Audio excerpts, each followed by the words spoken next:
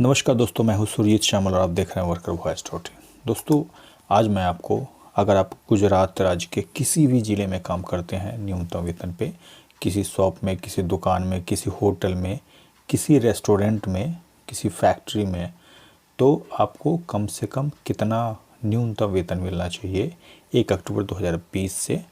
और इसके लिए गुजरात सरकार ने जो वीडियो का नोटिफिकेशन निकाला है उसके हिसाब से मैं जानकारी दूंगा, और अलग अलग कैटेगरी में कितना न्यूनतम वेतन होगा।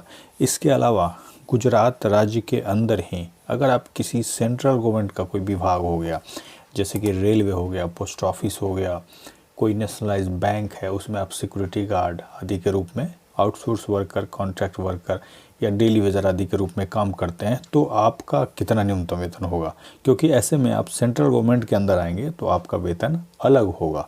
तो इन सारी बातों की जानकारी के लिए आपसे अनुरोध है, इस वीडियो पे आप अंत तक बने रहें। और अगर आप हमारे चैनल पे नए हैं तो जल्द से जल्द इसको सब्सक्राइब कर लें और बेल आइकन को जरूर क्लिक करें, ताकि हम इस चैनल पे आप वर्कर से संबंधित जो भी वीडियो अपलोड करें उसका नोटिफिकेशन आपको सबसे पहले प्राप्त हो। तो आइए दोस्तों, हम इसको स्टेप बाय स्टेप करके जानते हैं, लेकिन उससे पहले वीडियो को लाइक जरूर कर दें। दोस्तों, जैसा कि मैं आपको आज गुजरात का न्यूनतम वेतन बताने जा रहा हूं, जो कि 1 अक्टूबर 2020 से कितना आपको कम से कम मिलना चाहिए। ऐसे तो अपने ब्लॉग पे इसका पोस्ट काफ़ी पहले मैंने अपडेट कर दिया था, लेकिन माफ़ी चाहूँगा, वीडियो बनाने में थोड़ी सी देर हो गई।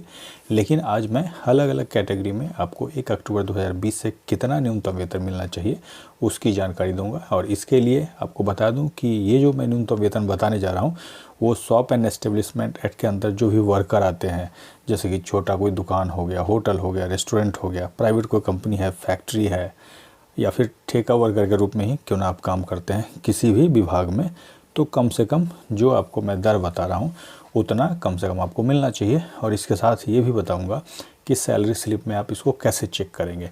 आपको बता दूं कि गुजरात सरकार ने पूरे गुजरात को जोन 1 और जोन 2 में बांटा है, जो कि आपको यहाँ पे टेबल पे दिख रहा होगा। ये एम्प्लॉयमेंट टाइप है, यानी कि अलग अलग कैटेगरी है।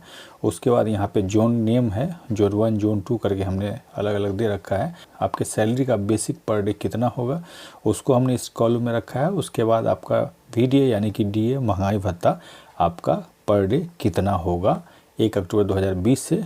इसके बाद बेसिक और DA को ऐड करेंगे तो टोटल पर डे का सैलरी यहाँ निकल जाएगा।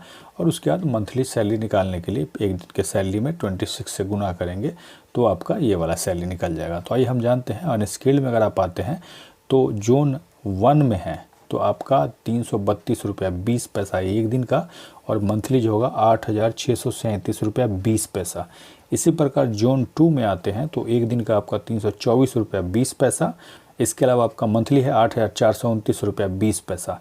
इसके अलावा सेमी स्केल में जोन 1 में है तो 340 रुपया 20 पैसा एक दिन का, और 8,845 रुपया 20 पैसा मंथली। इससे कम नहीं होना चाहिए।